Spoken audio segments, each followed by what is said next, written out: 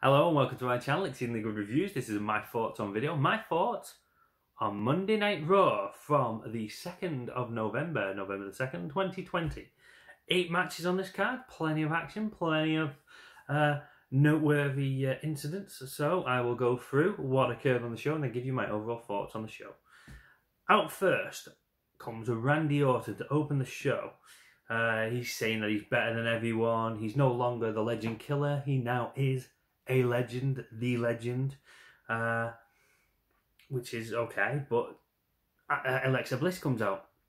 Ooh, Alexa Bliss, the new cohort of the Fiend, so you know the Fiend's going to be involved here. It's nice to notice on her gloves when she puts them up, one has play, the other has pain, just like the Fiend's gloves of hurt and heal. So yeah, it was quite nice, and she leaves the pain glove up, implying that there's going to be pain for Randy Orton. The Fiend's lights start to flicker, the red light and everything, and when they stop, Alexa Bliss is gone, she's disappeared, and Drew McIntyre is in the ring and he Claymore kicks, delivers a Claymore to Randy Orton. Drew McIntyre saying that he wants his rematch, he wants to be the one to take the WWE title away from Randy Orton, he wants to recapture his WWE title, he wants a rematch for the belt. Drew goes to walk off. The Miz and Morrison come from the behind the announce desk, and he's got his Money in the Bank briefcase. He's attempting to cash it in. The announcer starts to announce that he's cashing it in. The bell never rings though. That's a point to prove here. The bell never rang before Drew McIntyre gets back in, takes out the Miz and Morrison, and states that no one's taking the title away from Randy but me. No one's taking that title away from Randy Orton but me. That's a poor Scottish accent, I do apologise. But yeah, so prevents the Miz. So the Miz is still the Money in the Bank. The bell never rang. That note is made clear to us in the next segment as the Miz and Morrison are backstage.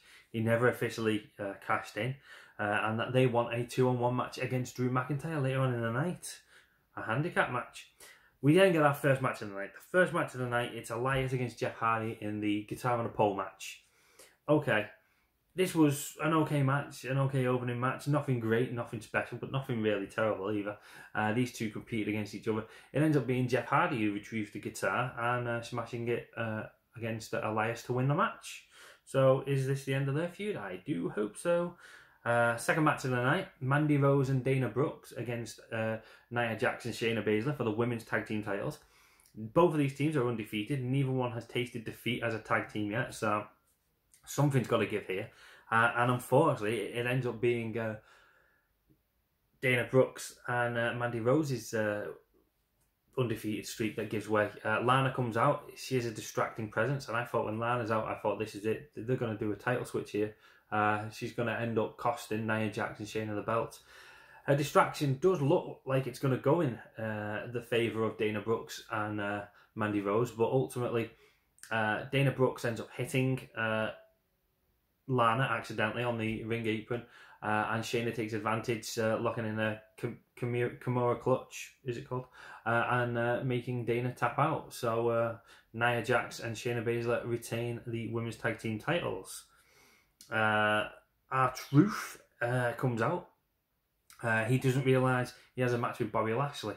He's expecting to get some other Bobby to sign his water bottle. It's Bobby Lashley. It's a non-title match, this, by the way. So the third match, R-Truth against Bobby Lashley. R-Truth doesn't want anyone to get hurt. He attempts to lay down and just take the pin. Bobby's not having any of that. Bobby ends up hitting a spear and then locks in the hurt lock. Yeah, R-Truth taps out. Drew Gulak attempts to take advantage of the situation and pin R-Truth for the 24/7 title, but Bobby Lashley stops him, locks in the hurt lock on him until he passes out, and then ends up throwing Drew Gulak on top of R-Truth. So Drew Gulak wins the 24/7 title. Drew Gulak, new 24/7 champion. I don't think he knows anything about it because he was unconscious. Gran Metalik and Lince Dorado seen backstage discussing what's just gone on in the ring. Let's go find Drew Gulak and get that 24/7 title. And they accidentally run into AJ Styles' bodyguard. AJ Styles and his bodyguard, that very, very, very large, intimidating man. Yeah, AJ Styles is coming out next. We also then get to see Nia Jax backstage, moaning about Lana again and saying that she wants her off Team Raw.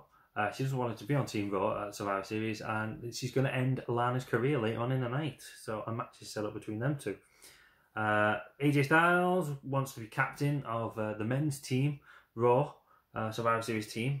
So he calls out Sheamus, who comes out, and then Keith Lee comes out, and neither one of these two individuals agree that AJ Styles should be the captain, but AJ Styles thinks, well, you know, I am the best, I've got the best record.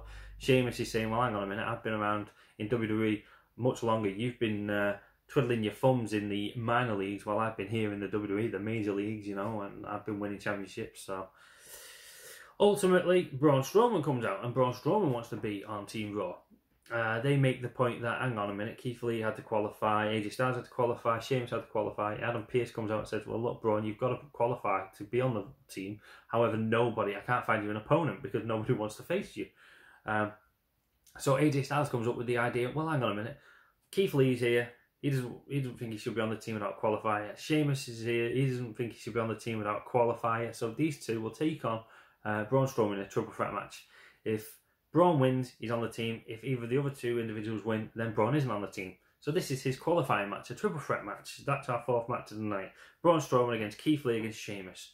AJ Styles joins the commentary team to oversee what occurs during this match. He keeps reiterating that he wants Braun to be on his team at Survivor Series because Braun is the monster among men. He really is that intimidating, that great, that powerful, that he does want him to be on the team, but he thinks it's only for two that he qualifies. Great back and forth match, lots of moments, lots of shows of strength from all three of these individuals. I think Sheamus hits I can't remember what his manoeuvre's called, but he lifts up Braun Strowman, which is impressive. But ultimately, Braun Strowman ends up winning the match, and Braun Strowman is now on Team Raw. Which what occurs after the match. Braun shakes the hand of Keith Lee. Keith Lee agrees to shake his hand. He's impressed. Sheamus, however, refuses. Instead, hugs him. But it's only for a brief moment, and then he turns on him and bro kicks him out of the ring. Keith Lee then attacks Sheamus, knocking him out of the ring, and then AJ attacks Keith Lee, knocking him out of the ring. You know, and AJ's like, well, I just want us all to get along. I just want us to get along. Well, yeah, if you're going to be a captain, you've got to learn how to get your team to be a cohesive unit. We then get Angel Garza, he cuts some promo, okay, and he's got a rose, yay, okay, don't really care. Firefly Funhouse, they're going through the three most dangerous letters in the alphabet, RKO, Randy Orton's manoeuvre. Abby the Witch swears, yowie wowie, got to put money in the swear jar for that. Brave remembers Orton burning down the Wyatt family complex, the Wyatt family house, that little shack that they had that he burnt down. He remembers that, reminiscing about that. And then something occurs with Alexa Bliss. Bray puts the heel glove over her eyes, over her face, and her eyes have changed. And then this red goo starts coming out. Is that meant to be her tongue elongated, or is it meant to be blood oozing from her mouth? Don't know. Looked a bit tacky myself, but hey ho, I love the Firefly Funhouse, so, you know, anything's better than nothing. That was quite interesting. Fifth match of the night, Nia Jax taking on Lana. Shayna Baszler in Nia Jax's corner. Lana tries to put up a fight, but it's in vain, and Nia Jax ends up winning the match. Okay, a couple of times she could have had the match won, but keeps lifting Lana off the ring apron, preventing the 3 count, only getting to a 2. But ultimately, she hits a Samoan drop, gets the 3 count, wins the match. Shayna throws Lana out of the ring, and they put Lana through the announce table. Yet again, the announce desk gets smashed. Truth backstage runs into the Hurt Business, decides, you know what? I've gone the wrong way, and turns around and goes. We are getting the VIP Lounge next. VIP Lounge with the Hurt Business. MVP, Bobby Lashley, Cedric Alexander, and Shelton Benjamin. They're all going through, cutting a promo about Bobby Lashley's match at Survivor Series against Sami Zayn. How Sami Zayn, he's a champion of continents, whereas Bobby's only the champion of one single country. But Bobby's still the more dominant individual. He's still the better champion, and he will beat Sami Zayn at Survivor Series, apparently. If Sami Zayn is even the champion by Survivor Series. It then goes on about how it's their turn to get the tag team titles what they deserve, because they took care of Retribution. So WWE now has to live up to their end of the bargain and give them the tag team title shots. So Cedric Alexander and Shelton Benjamin will be getting that tag team title shot somewhere down the line. This brings out the New Day. The New Day end up bit of banter, bit of back and forth with the Hurt Business. They run through Kofi Kingston's accolades, all his championship victories, and the fact that he was WWE champion. MVP brings up, yeah, but didn't you lose that in something like 8 seconds? And then Xavier or Kofi mentioned, well, hang on. Speaking to Lana, Bobby's ex-wife, she says that 8 seconds is a good time. That's how long Bobby Lashley lasts normally, which was quite funny. This leads to a match, a non-title match. It's the New Day, Xavier Woods and Kofi Kingston taking on Cedric Alexander and Shelton Benjamin. And ultimately, yeah, the Hurt Business win. It's a non-title match, so I expected the Hurt Business to win. Will they win when the belts are on the line, though? I highly doubt it. I think the New Day will keep hold of those tag team titles for a while longer, especially at Survivor Series. I think New Day against Street Profits at Survivor Series, it's going to be a juicy match. We get a Nikki Cross backstage segment. She bumps into Alexa Bliss. Alexa Bliss has her back to the camera. She's talking to Bliss. She wants answers and whatnot. When Bliss eventually turns around, she's got those funny eyes. I was hoping more for a female Fiend mask, a lady Fiend mask, not just some crazy contact lenses, but hey, I'll take whatever I can get. 7th match of the night, Ricochet versus Tucker. This was a very quick match. Tucker in new tights, don't like it. This guy is just going to get lost in the shuffle, and at the next lot of cuts I can see Tucker getting cut, because it's a shame. I don't think they'll do much with him now. Like I said, it was a quick match. Mustafa Ali comes out to watch the match unfold. I thought he's going to welcome Tucker into Retribution or something like that, or try and recruit Ricochet into Retribution. No, as soon as the match finished, Retribution hit the ring and attacked both these individuals. But yeah, so it was what it was. They mauled Tucker. I've got here. Slapjack throws Ricochet back into the ring. Ricochet tries to fight back, but there's too many of them. End of segment. I'm fed up with Retribution. I'm bored of them now. Sheamus wants Drew McIntyre on Team Raw. Survivor Series. The Celtic connection. He wants them teaming once again. Drew, however, has to decline because he's got more pressing matters, as in Randy Orton and the WWE Championship. And as of tonight, he's got to take on The Miz and Morrison. And that is our next match, the 8th match of the night. It's The Miz and Morrison 2-on-1 handicap match against Drew McIntyre. Drew has been impressive, despite the numbers disadvantage.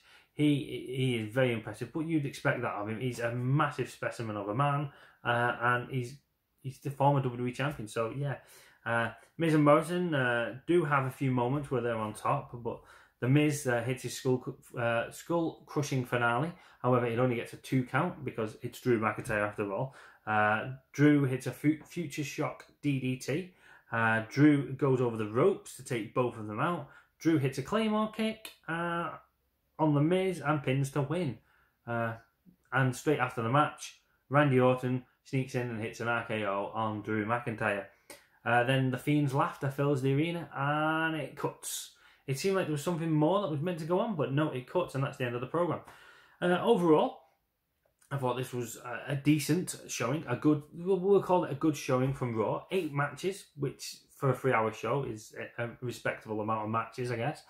Plenty of segments, plenty of build, plenty of continuation, continuing build for Survivor Series. We got another qualifier for the Team Raw for Survivor Series. AJ Styles, Sheamus, Keith Lee, and now Braun Strowman. One more slot available.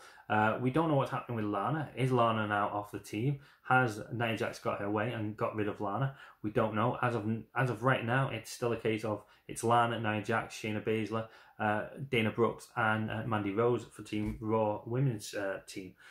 The Angel Garza thing, that was pointless. Retribution, I'm fed up with. I've had enough of. But as for the rest, it was quite enjoyable. The interaction between Sheamus and Drew McIntyre, I quite like that. I'd like to see them as a tag team. However, or have them feuding maybe down the line. Maybe Drew McIntyre recapturing the WWE title and have these two feud down the line. That'd be fine with me as well. But yeah, overall, it was just a good show. It wasn't great, but it was a good show. It's just steady, continuous build to Survivor Series, so we'll see what occurs next week. At some point, there's going to be a run-in between the two shows. I know there's COVID-19 going on and the social distancing and whatnot, but you know at some point there's going to have to be a run-in and an interaction between these two rosters, a mass run-in at some point. It always occurs. It always happens. It's just a shame we can't have NXT there as well. But yeah, overall, a good show. Those are my thoughts on the show. What are your thoughts on the show? Let me know in the comments. Like this video and hit the subscribe button. Yeah, just want to say a big thank you very much for watching. Stay safe and stay classy.